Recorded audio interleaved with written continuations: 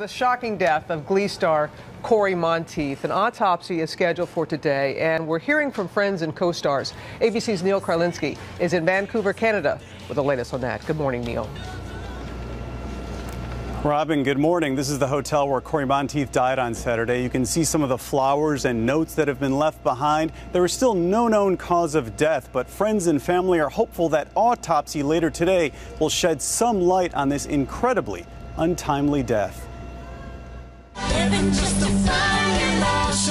For millions of fans of the hit TV show Glee, he was Finn, the high school student and football star turned unlikely Glee Club member who made singing and performing into something cool.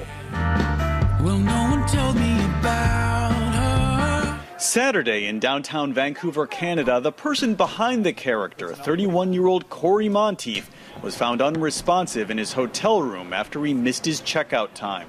A bright young talent who seemed to have it all, suddenly gone. Paramedics advised the man in the room was clearly deceased.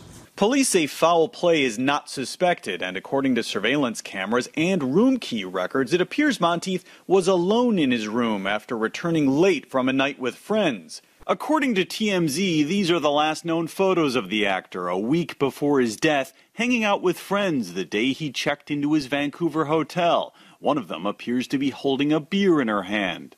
This morning, expressions of grief. Co-star Matthew Morrison dedicating a song to Monteith in an off-Broadway concert Sunday.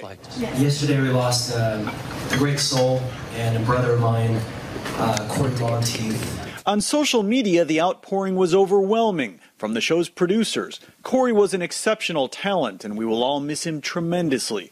The list of those posting about their own grief and shock goes on and on. Even the normally stoic police chief. I watch Glee regularly with my daughters, and I know there will be shock and sadness in many households with the news of his tragic death.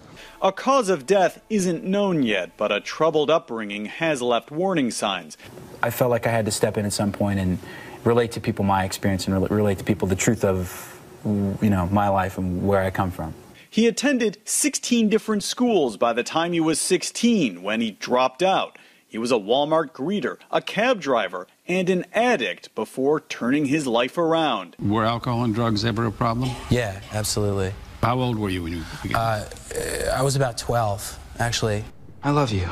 In early 2012, Monteith found his love life imitating art when he began dating his on-screen girlfriend, Leah Michelle. She even talked about the fact that he was so talented and he was so inspiring and motivating for her. But earlier this year, his old demons seemed to be back. Monteith announced that he had checked himself into rehab. Michelle stood by him. The two were seen vacationing together after he finished treatment in April. Those closest to him say he had been healthy and happy since getting out, getting ready for a new season of Glee. I'm forever yours. Again as the all-American, always smiling, nice guy named Finn. Faithfully. He seemed to be doing so well. The show's director said yesterday that he spoke with Monteith earlier on Saturday and that he told him he was doing fantastic. Again, that autopsy later today should shed more light on what went wrong. Just a real tragedy, Robin. It certainly is, and we've been hearing from his loved ones via Twitter, but tomorrow we're going to hear from one of Cory's former co-stars. Darren Criss will be here live in our studio. So much love for him.